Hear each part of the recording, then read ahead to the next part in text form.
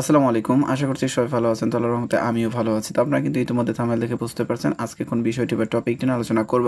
তারপর আমি একটু পুনরায় বলছি সেটি হচ্ছে সিভিল সার্জনের কার্যালয়ে যে সহকারী স্বাস্থ্য পরিদর্শক একটি পোস্ট থাকে সেই পোস্টের বিস্তারিত বিষয় কিন্তু আপনি আমার এই ভিডিওর মাধ্যমে জানতে পারবেন। তো আমি আশা রাখছি ভিডিওটি আপনি যদি সম্পূর্ণ দেখে থাকেন তাহলে সহকারী স্বাস্থ্য পরিদর্শক এই পোস্টের বিস্তারিত বিষয় কিন্তু আপনারা জানতে পারবেন। প্রথমত কিন্তু আপনারা দেখতে পাচ্ছেন এই পোস্টের প্রমোশন বা পদোন্নতির যে বিষয়টি রয়েছে সেটি নিয়ে কিন্তু আলোচনা করেছি।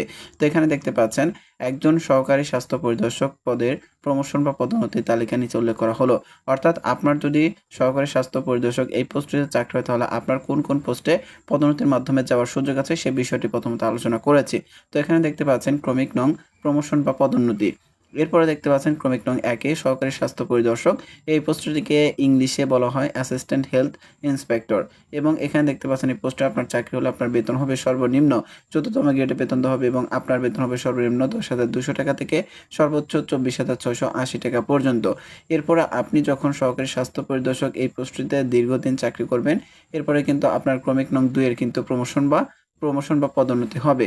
তো প্রমোশন বা পদোন্নতির মাধ্যমে আপনি চলে আসবেন স্বাস্থ্য পরিদর্শক এই পোস্টটিতে। তো এটিকে ইংলিশে বলা হয় হেলথ ইন্সপেক্টর এবং এখানে দেখতে পাচ্ছেন যে আপনার বেতন দেওয়া হবে ১৩তম গ্রেডে বেতন দেওয়া হবে এবং সর্বনিম্ন বেতন হবে ১১,০০০ টাকা এবং সর্বোচ্চ ২৬,৫৯০ টাকায় কিন্তু আপনার বেতন দেওয়া হবে। এরপর আপনি যখন স্বাস্থ্য পরিদর্শক এই পোস্টটিতে দীর্ঘদিন চাকরি করবেন, আপনার অভিজ্ঞতা বাড়বে, তখন কিন্তু আপনার পুনরায় সর্বশেষ একটি প্রমোশন হবে। সেটি হচ্ছে ক্রমিক নং ৩ এ দেখতে পাচ্ছেন এবং আপনি যখন উপজেলা স্বাস্থ্য পরিদর্শক অর্থাৎ উপজেলা হেলথ ইন্সপেক্টর এই পোস্টটিতে আসবেন, তখন আপনার বেতন দেওয়া হবে ১২তম গ্রেড এবং আপনার সর্বনিম্ন বেতন হবে দেখতে পাচ্ছেন ১১,৩০০ টাকা থেকে ২৭,৩০০ টাকা পর্যন্ত কিন্তু আপনার বেতন হবে। তো বিষয়টি কিন্তু আপনি বুঝতে পারছেন অনেক গুরুত্বপূর্ণ পোস্টে কিন্তু আপনার প্রমোশন বা পদোন্নতির সুযোগ রয়েছে যদি আপনার সহকারী স্বাস্থ্য পরিদর্শক এই পোস্টটিতে চাকরি হয়। এরপর আরও কিছু গুরুত্বপূর্ণ বিষয় থাকে সেটি হচ্ছে দেখতে পাচ্ছেন একজন সহকারী স্বাস্থ্য পরিদর্শকের মাসিক মোট বেতনের পরিমাণ। অর্থাৎ আপনারা জানেন যে নতুন কিন্তু পে স্কেল বৃদ্ধি পেয়েছে, সেখানে কিন্তু বেতনের যে তালিকা সেগুলো কিন্তু বৃদ্ধি করা হয়েছে। তো এখানে যে আপনি বেতনের যে তালিকাটি দেখতে পাচ্ছেন এটা হচ্ছে ২০১৫ অনুযায়ী যে আপনার স্কেলটি বেতনের স্কেলটি ছিল সেই স্কেল অনুযায়ী কিন্তু দেখানো হয়েছে এবং নতুন যে স্কেলটি করা হয়েছে ২০২৬ সালে সেটিও আমি দেখিয়ে দেবো, আপনারা একটু ধৈর্য নিয়ে দেখবেন। তো এখানে দেখতে পাচ্ছেন একজন সহকারী স্বাস্থ্য পরিদর্শকের মাসিক মোট বেতনের পরিমাণ বিবরণ টাকা। মূল বেতন ১০,২০০ টাকা, বাড়ি ভাড়া ৬,৪০০ টাকা, চিকিৎসা ভাতা দেখতে পাচ্ছেন ১৫০০ টাকা, শিক্ষা ভাতা ১,০০০ টাকা, টিফিন ভাতা ২০০ টাকা, প্রণোদনা ভাতা হচ্ছে ১,০০০ টাকা। সর্বমোট কিন্তু একজন সহকারী স্বাস্থ্য পরিদর্শক যে টাকাটা পাবে সেটা হচ্ছে ২০,৩০০ টাকা কিন্তু আপনি প্রাপ্য হবেন যদি আপনার সহকারী স্বাস্থ্য পরিদর্শক এই পোস্টে চাকরি হয়। তো এখন দেখিয়ে দিব আপনার যদি নবম পে স্কেল অর্থাৎ নতুন যে ২০২৬ সালের যে পে স্কেলটি হয়েছে সেই অনুযায়ী যদি আপনি বেতন পান তাহলে আপনি কত টাকা মাসিক বেতন পাবেন। তো এখানে দেখতে পাচ্ছেন নতুন নবম জাতীয় পে স্কেল অনুযায়ী একজন সহকারী স্বাস্থ্য পরিদর্শকের মাসিক মোট বেতনের পরিমাণ। এখানে দেখতে পাচ্ছেন বিবরণ টাকা। মূল বেতন বেসিক ২৯,৯৯৩ টাকা, বাড়ি ভাড়া দেখতে পাচ্ছেন ৭,৯৪০ টাকা, চিকিৎসা ভাতা ১,৫০০ টাকা, মোট দেখতে পাচ্ছেন মোট যে মাসিক বেতনটি সেটি দেখতে পাচ্ছেন ৩৯,৪৩৩ টাকা। তো এখানে কিন্তু আপনাদের প্রশ্ন থাকতে পারে যে ভাই এখানে প্লাস চিহ্ন কেন? তো নিচে দেখতে পাচ্ছেন বিশেষ দ্রষ্টব্য শিক্ষা, ধোলাই, যাতায়াত ও টিফিন ভাতা ব্যতীত হিসাব করা হয়েছে। অর্থাৎ আপনি কিন্তু এখানে দেখতে পাচ্ছেন যে উপরের যে হিসাবটি করেছে এখানে শিক্ষা ছিল, টিফিন ছিল, প্রণোদনা ছিল।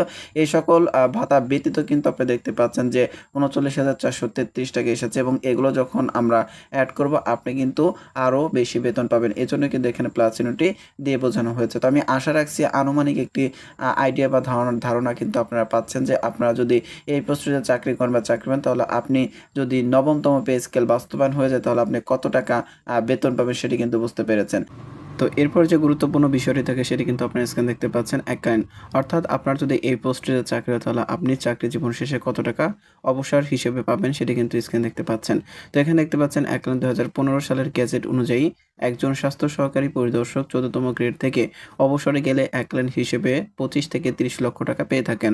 অর্থাৎ বিষয়টি হচ্ছে আপনি যদি সহকারী স্বাস্থ্য পরিদর্শক এই পোস্টটি থেকে অবসরে যান অর্থাৎ ১৪তম গ্রেড থেকে অবসরে যান, সেক্ষেত্রে কিন্তু আপনার যে এককালীন ভাতা হবে সেটি হচ্ছে দেখতে পাচ্ছেন যে ২৫ থেকে ৩০ লক্ষ টাকা কিন্তু আপনি পাবেন এবং আপনি যদি আরও প্রমোশন পেয়ে থাকেন তাহলে কিন্তু আপনার এককালীন টাকার পরিমাণ সেটি কিন্তু বৃদ্ধি পাবে। তো আরেকটি গুরুত্বপূর্ণ বিষয় হচ্ছে এই এককালীন টাকার পরিমাণ কিন্তু অনেকাংশে নির্ভর করে চাকরির স্থায়িত্বকালের উপর, অর্থাৎ আপনি কত বছর চাকরি করছেন সেটির উপর কিন্তু ডিপেন্ড করে আপনার যে এককালীন টাকাটা সেটি কিন্তু দেওয়া হয়। তো এছাড়া কিন্তু এই পোস্টের গুরুত্বপূর্ণ গুরুত্বপূর্ণ যে বিষয়টি রয়েছে সেটি হচ্ছে এই সহকারী স্বাস্থ্য পরিদর্শকের কাজ কী? সেটি কিন্তু গুরুত্বপূর্ণ একটি বিষয়। তো এখানে কিন্তু স্ক্রিনে দেখতে পাচ্ছেন সিভিল সার্জনের কার্যালয়ে সহকারী স্বাস্থ্য পরিদর্শক অর্থাৎ এই পোস্টের কাজ কী সে বিষয়টি নিয়ে এখন আলোচনা করব। তো আপনারা স্ক্রিনে দেখতে পাচ্ছেন একজন সহকারী স্বাস্থ্য পরিদর্শকের কাজের তালিকা নিম্নে আলোচনা করা হলো।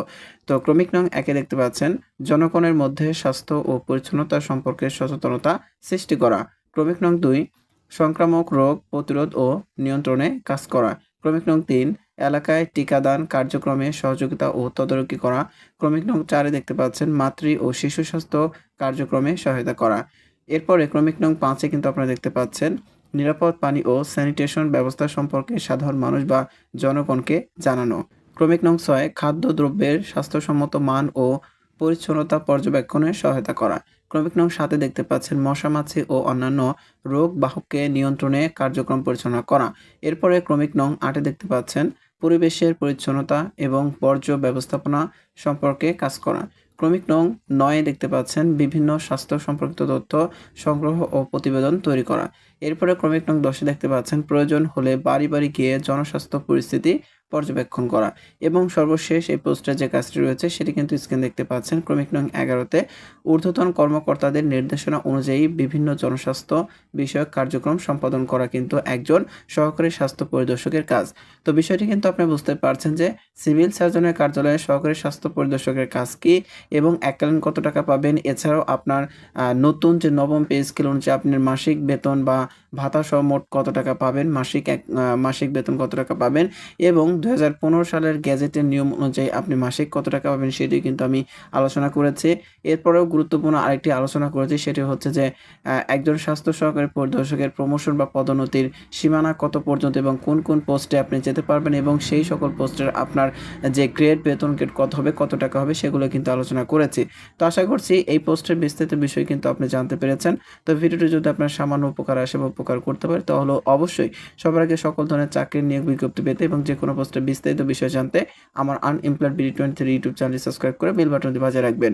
দীর্ঘ সময় ধরে আপনার মূল্যবান সময় ব্যয় করে ভিডিওটি দেখার জন্য আমি আপনার কাছে চিরকৃতজ্ঞ।